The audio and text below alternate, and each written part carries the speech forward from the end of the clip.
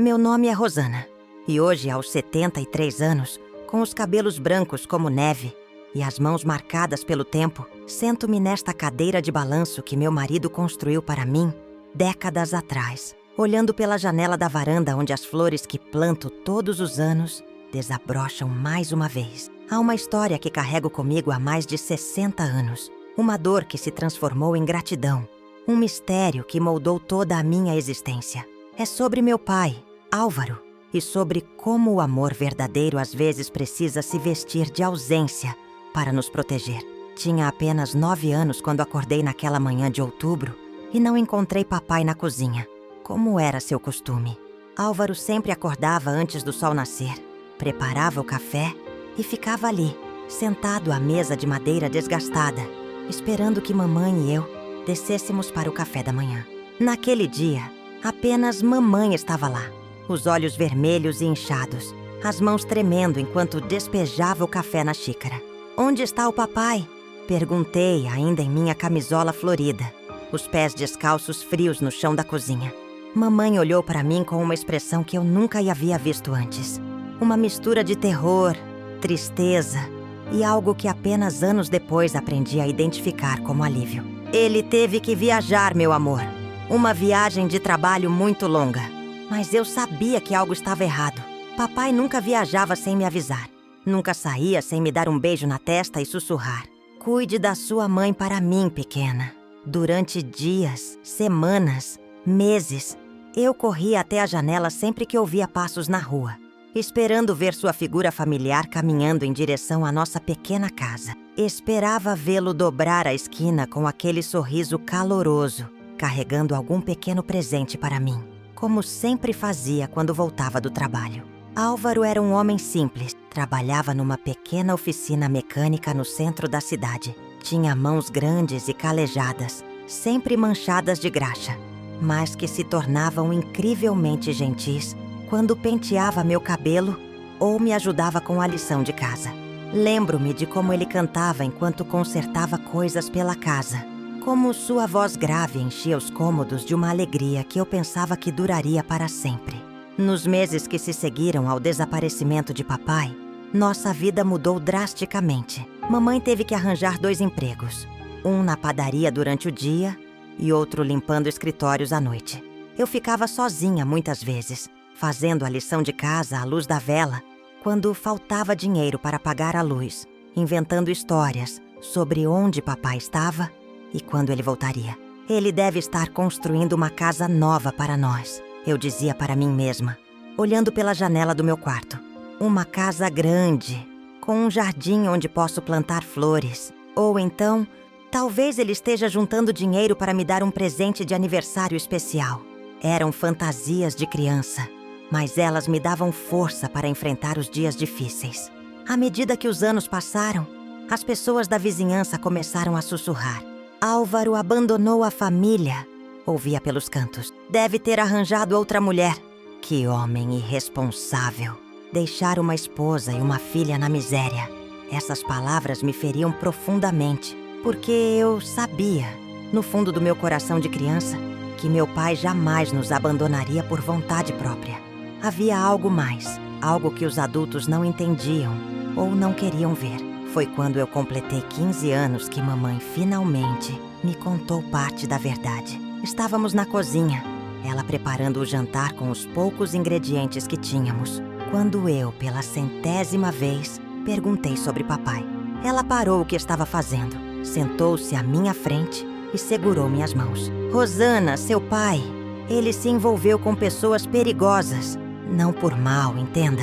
Ele estava desesperado para conseguir dinheiro para pagar suas contas médicas quando você ficou doente. Lembra-se da pneumonia que você teve quando era pequena?" Eu me lembrava vagamente de ficar muito tempo na cama, da preocupação nos rostos dos meus pais, dos remédios caros. "Ele pegou dinheiro emprestado com homens que não perdoam dívidas. Quando não conseguiu pagar, ela não precisou terminar a frase. Entendi que papai havia partido para nos proteger, para que os homens perigosos não viessem atrás de nós. Naquele momento, senti uma mistura confusa de tristeza e orgulho. Meu pai não era um covarde que havia abandonado a família. Ele era um herói que havia sacrificado sua própria felicidade pela nossa segurança. Durante toda a minha adolescência e início da vida adulta, carreguei essa verdade como um segredo precioso. Desenvolvi uma fé inabalável de que papai estava vivo, em algum lugar, cuidando de nós de longe. Quando mamãe ficava doente e misteriosamente aparecia dinheiro debaixo da nossa porta, eu sabia que era ele. Quando eu conseguia uma bolsa de estudos que me permitiu terminar o ensino médio, eu sentia sua mão invisível me guiando. Casei-me aos 22 anos com João, um homem bom e paciente que entendia que eu carregava uma ferida profunda.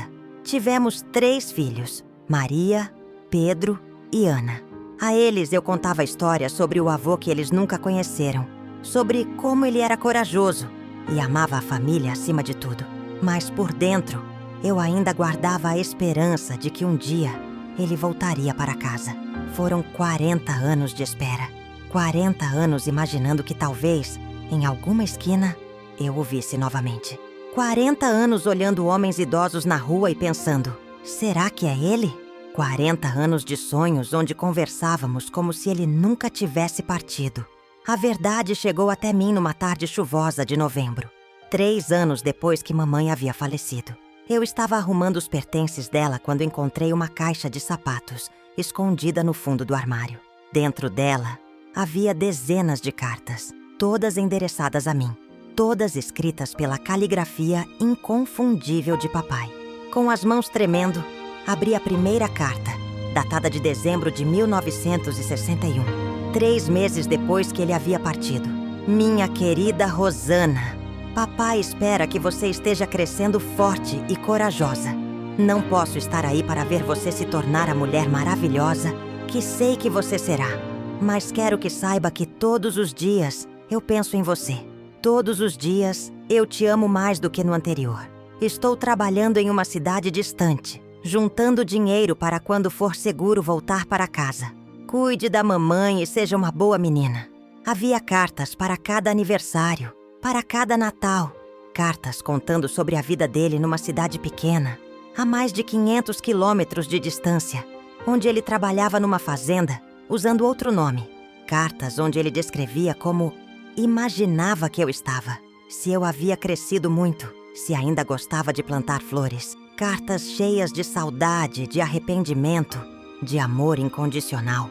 Na última carta, datada de apenas 6 meses antes, ele escrevia: Minha Rosana, agora uma mulher feita, mãe de família. Tenho acompanhado sua vida de longe. Tenho orgulho da pessoa que você se tornou. Estou velho e doente, e sei que meu tempo está acabando. Os homens perigosos morreram ou foram presos há muitos anos, mas eu nunca encontrei coragem para voltar. Como poderia explicar todos esses anos de ausência? Como poderia pedir perdão por ter perdido todos os momentos importantes da sua vida? Quando você ler estas cartas, eu provavelmente já terei partido para sempre. Mas quero que saiba que cada dia longe de você foi uma tortura. E que cada dia eu escolhi essa tortura para que vocês pudessem viver em paz. Perdoe seu pai covarde que amou demais para ser corajoso o suficiente para voltar. Chorei como não chorava desde criança. Chorei pela dor dele, pela minha dor, pelos anos perdidos, pelas palavras não ditas, pelos abraços que nunca demos. Mas também chorei de gratidão, porque finalmente entendi o tamanho do amor que ele tinha por nós. Ele não havia nos abandonado. Ele havia se abandonado para nos salvar. Encontrei o endereço na fazenda onde ele trabalhava e fui até lá no fim de semana seguinte, levando João comigo para apoio. O dono da fazenda, um homem idoso de barba branca, confirmou que seu Manuel, o nome falso que papai usava, havia falecido há 2 meses. Era um homem bom, disse ele. Trabalhador, honesto, mas sempre triste. Falava pouco, mas quando falava, era sempre sobre uma filha que tinha deixado para trás. Dizia que ela era a coisa mais preciosa do mundo. Visitei o pequeno cemitério local e encontrei sua sepultura simples, marcada apenas com o nome falso e as datas de nascimento e morte. Sentei-me ali na terra úmida e finalmente pude falar com ele como havia sonhado fazer por toda a vida. Papai, eu entendo agora. Entendo que você nos amou da única forma que sabia, da forma mais dolorosa para você. Obrigada por ter carregado esse fardo sozinho. Obrigada por ter sacrificado sua felicidade pela nossa segurança. Você não era covarde. Você era o homem mais corajoso que eu conheci. Voltei para casa com o coração simultaneamente partido e curado. Parti porque descobri que ele havia morrido sozinho, longe de nós, carregando uma culpa que não deveria carregar. Curado porque finalmente sabia que havia sido amada, de forma profunda e incondicional, todos os dias da minha vida, mesmo na ausência. Nos anos que se seguiram, compartilhei a história de papai com meus filhos e netos. Contei-lhes sobre o amor que se manifesta em sacrifício, sobre como às vezes amar significa abrir mão da própria felicidade pelo bem daqueles que amamos. Eles ouviram com lágrimas nos olhos, entendendo que carregavam o sangue de um homem que definiu o amor verdadeiro com suas ações, não com suas palavras. Hoje, quando olho para o jardim que planto todos os anos, as mesmas flores que sonhava plantar na casa nova que papai estava construindo em minha imaginação de criança, percebo que ele realmente construiu algo duradouro para nós. Não uma casa de tijolos e cimento, mas uma fundação de amor e sacrifício que sustentou nossa família por gerações. Meus netos me perguntam às vezes se eu não sinto raiva de papai por ter partido, se não o culpo pelos anos difíceis que vivemos. Eu explico a eles que aprendi algo fundamental sobre o amor. Ele nem sempre se parece com o que esperamos. Às vezes o amor é ficar e lutar. Outras vezes é partir para proteger. Às vezes o amor é presença. Outras vezes é uma ausência cheia de significado. Álvaro poderia ter ficado e lutado contra os homens perigosos, colocando nossa família em risco. Poderia ter tentado resolver tudo e talvez tivesse conseguido. Ou talvez não. Mas ele escolheu a certeza da nossa segurança em detrimento da incerteza de sua própria felicidade. Isso não é covardia. Isso é o amor mais puro que existe.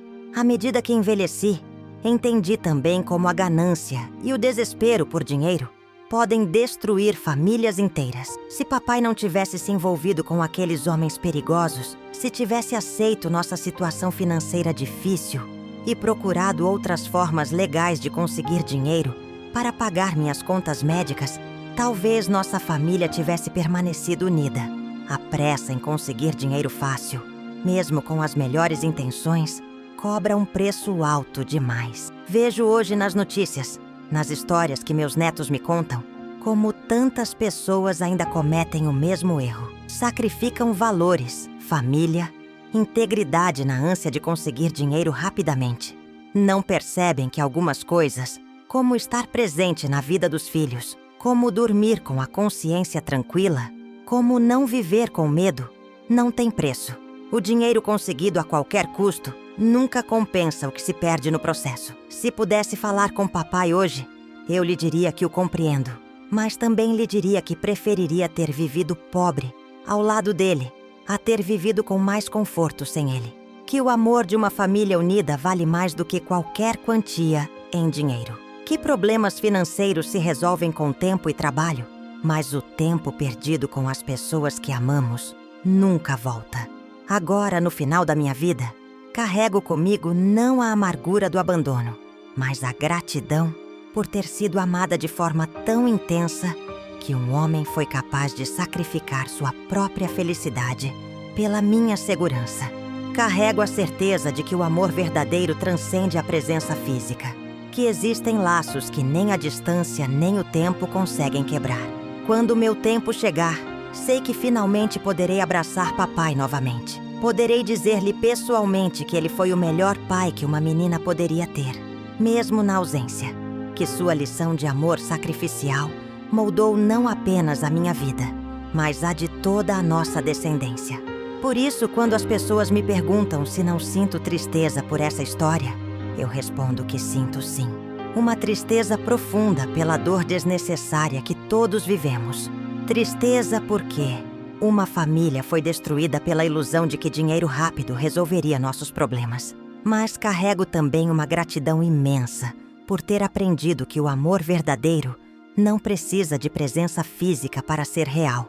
Que às vezes As maiores demonstrações de amor vêm através dos maiores sacrifícios. E enquanto o sol se põe mais uma vez atrás das montanhas, e eu balanço suavemente nesta cadeira que João fez para mim, sussurro uma oração de agradecimento por Álvaro, meu pai, que me ensinou que amar verdadeiramente às vezes significa amar de longe, em silêncio, carregando a dor sozinho, para que aqueles que amamos possam viver em paz. Uma lição que espero que as próximas gerações compreendam, que nenhuma quantia em dinheiro vale a destruição de uma família e que o amor verdadeiro, quando é genuíno, encontra sempre uma forma de nos alcançar, mesmo através da ausência mais dolorosa.